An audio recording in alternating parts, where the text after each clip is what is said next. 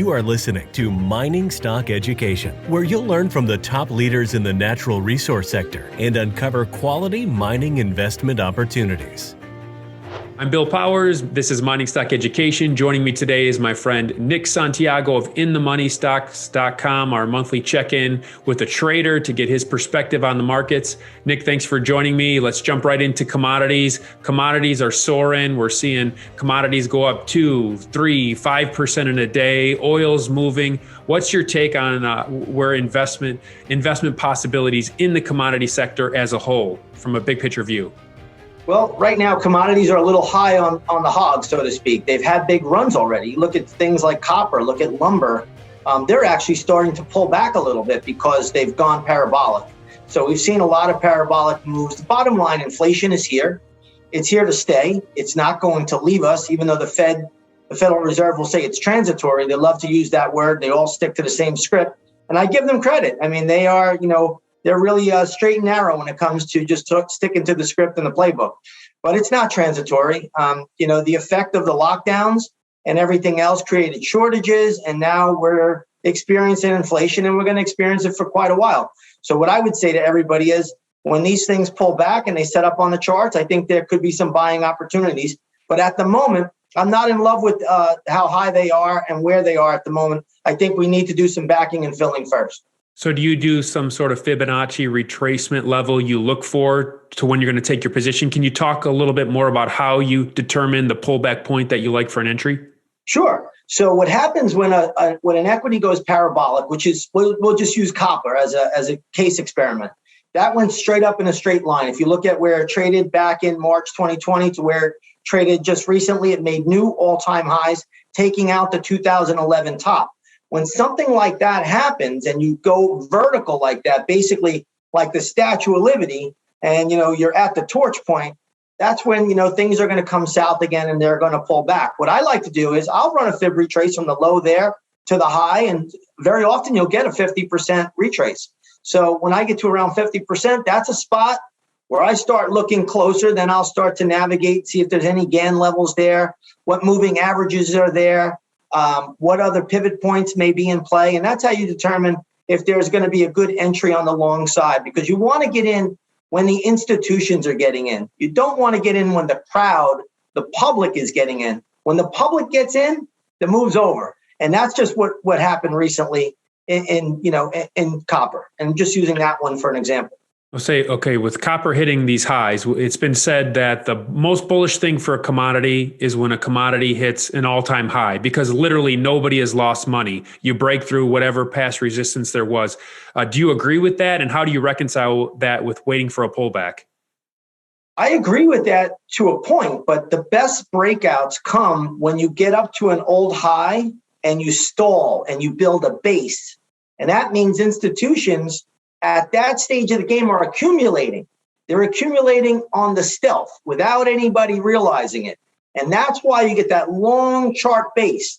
But when you go straight up parabolic, and we saw it in gold back in August of 2020, it went parabolic. And I was on your program saying, this needs to correct. I might miss the last move. It's okay. But I know what the end result is going to be. And gold pulled back all the way to sub 1700. And that's where I was a buyer. So again, you just use the same idea. Copper, we're picking on that one today, but it's had a tremendous run. Now, when you make those big parabolic moves, they can last a little while. Doesn't mean the move is over in a week or 2 weeks, but what will happen is you'll start to make lower highs, and then you'll get more distribution, and it'll pull back. And what everybody will say, the Fed is right. It's only transitory, but it's not transitory. It's here to stay. You're going to see commodity prices in the long run go a lot higher, I believe, after you get some corrections. Everything has a correction. Nothing ever goes up in a straight line. Nick, I was talking to a friend recently. As you know, we focus on small cap mining stocks on this channel. And he was saying, Bill, from my years of doing this, he's been doing it, 15 years. Bag holders are always retail with these little small cap stocks. Nick, you've worked as a broker in New York. Would you agree with that sentiment? I would agree with that sentiment, that statement. I believe it's true. And, it doesn't mean you can't have a company that surges. It can surge, but it's a sign of the times right now. We have excessive money printing, $125 billion a month, unprecedented. I mean, this is something that we've never seen in our lifetimes, nor have we ever seen it in the existence of the central banks. And it's not just the central bank here in the United States with the Federal Reserve, but it's going on in Europe. It's going on in Japan. It's going on in Australia. It's going on all over the place. So when you have this easy money pushing things around, it's got to float somewhere. Recently, we're starting to see these meme stocks, GameStop and AMC today. I believe that hit a new all-time high today. And you're seeing these other stocks, KOSS. I don't even know what they do anymore. They used to make headphones when I was a little kid. But point I'm trying to make is these things are running wild on short squeezes. That means speculators are hungry to put the money somewhere because it's so easy. The money is easy. It's loose. So the institutions get a hold of this capital and they got to put it somewhere. I know everybody's telling you it's the Reddit short squeeze or it's the so-called meme stocks. It's institutions putting it somewhere because they know they can force more buying in there from the public. And that's the game. That's the way it's always been. It always will be. You mentioned short squeezes. I see in the mining sector, sometimes you can do some research and these mining companies have like 10 days worth of trading volume to cover the short position. So if there's some catalyst and the share structure is relatively tight, I've seen 200, 250% moves in 3 to 4 days in some mining stocks when there's a short squeeze in action. Can you talk a little bit more about what you look for a potential short-term profit with a short squeeze play? Well, here's the deal with that. You never, when they're micro caps, you never know how high they could go because they can just move bigger and farther than anybody ever thought for a couple of reasons. One, if you ever look at the trading volumes in those particular equities, I bet you they're pretty light. And then all of a sudden, when they have those big squeezes, the volume is massive.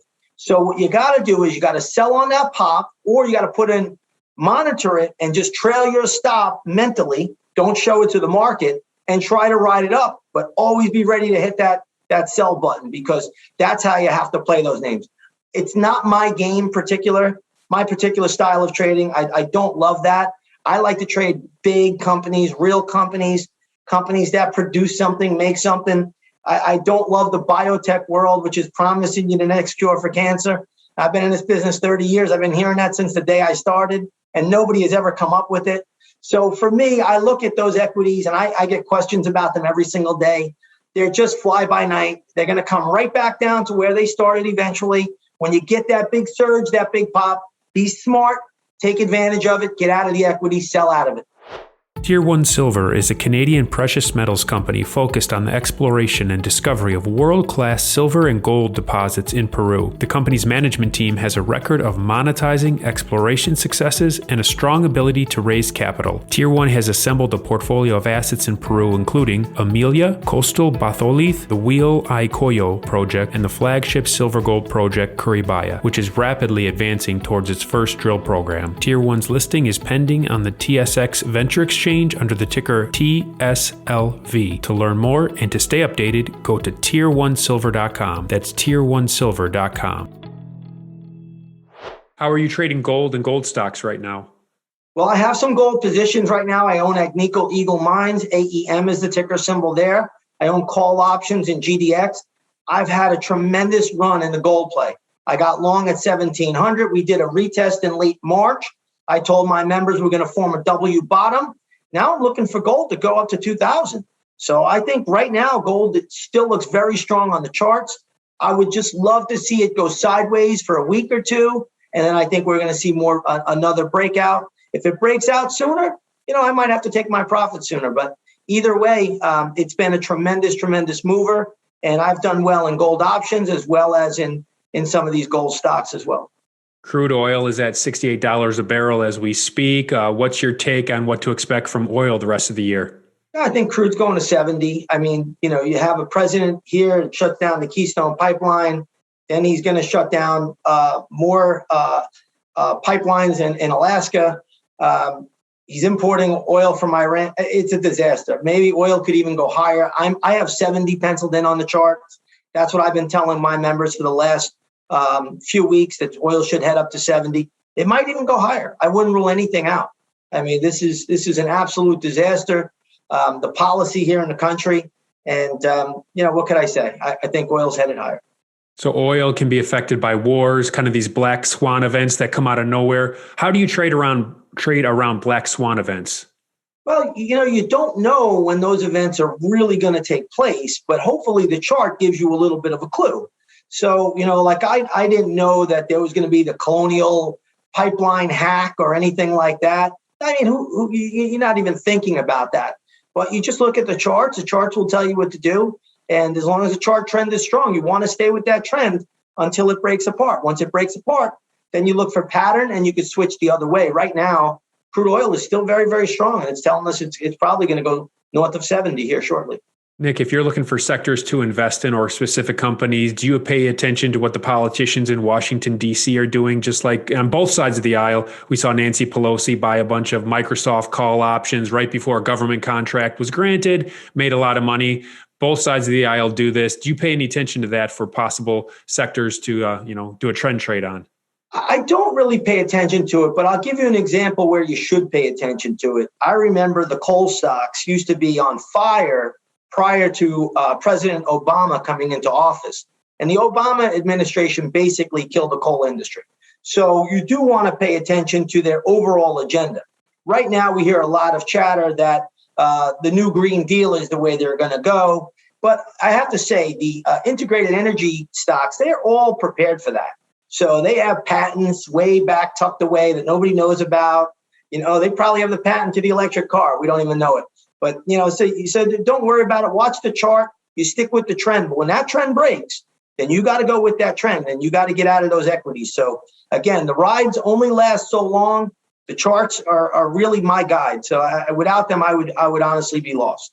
You don't need a bachelor's in economics to know what an increased capital gains tax upwards of 50% would do to the investment sector and the economy. But I would like your thoughts here. And I was thinking in particular with mutual funds, right, where they're a little different than some ETFs. How is this is it going to destroy the mutual fund business because these people are going to have to declare, short-term capital gains sales on all the decisions the investment manager makes? It could. I mean, we don't have the final details of what this is about, but what this is really doing, it's destroying anybody that wants to get wealthy. And I have to say, I come from very, very humble beginnings. And, I'll never forget the big goal in my parents' life was go from an apartment building to their own home. And they were able to do that. That was a major, major accomplishment in their life. I've been fortunate and very, very blessed to be in this business, to learn a lot about it. But I mean, if you put on this kind of tax policy that they're talking about right now, you're preventing anybody who's striving to become wealthy. They don't have a shot. And that's what happens where America could turn into Venezuela. And I don't think anybody wants that. Hopefully we prevent that. Hopefully that doesn't happen. But that's the route they're going with these kind of tax increases that they're talking about. It's not just capital gains as well. It's on people making over 400,000, really people that make over 200,000, 400,000 per couple. So I look at that stuff every single day. I try to determine where the break point will be, but none of it is good. And a lot of that stuff's going to get pushed through. So I know people are saying, oh, it's not going to happen. It will happen. And, we have to hope that it doesn't get put back retro to this year, because then people are really in some trouble. And if it gets pushed through, what will the impact be upon the U.S. dollar, do you foresee? I think the dollar is going to strengthen either way this year. So it's not been performing good against the loonie, in Canada, because I look at that trade and I'm down on that one. It's been terrible, and I really would have thought the dollar would have performed well against the Canadian currency, and it's been really sluggish. I mean, falling. It almost falls every day. But I have the dollar penciled in to be stronger, probably sometime later this month, throughout the rest of the year.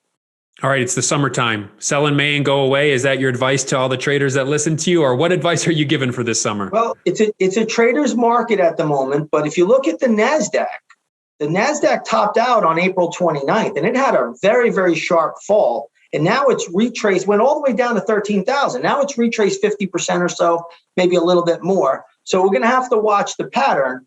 overall, I have to say, looking at the market right now, the way it is bounced back, it seems like every sell-off is being bought. And one of these sell-offs now are going to be like a game of musical chairs, where the music stops and the chair gets pulled away. And when the selling begins, it's going to continue. We're getting closer to that.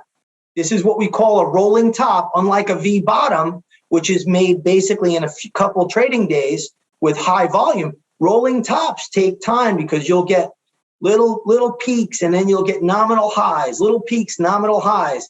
And that's what we call a rolling top. And we're in the making of a rolling top right now. You're very forthright with your subscribers about your performance. You have your option service and then your regular trading service. Tell us where you're at year to date on performance. The option service, I'm a little bit over 100%, but I had some trades in there from last year that I had to book this year that I took 100% losses on. My swing service, I think we're somewhere around 39 or 40%. But options, I think we just hit 7 in a row winners. So that's pretty good. And again, there's new trades always around the corner. So, the year is still young. We just started the month of June here.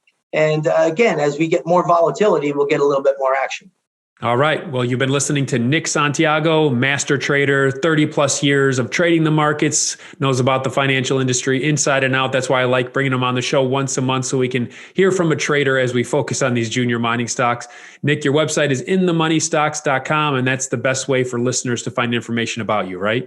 Yeah, and they can come over, check out Bullseye Trading. That's my service on the website. And again, 14 years we've had this website up and running. And every year has been successful, and we'll look to keep it that way going into end of 2021. Excellent. Thanks for coming on today's show. Thank you, Bill, for having me.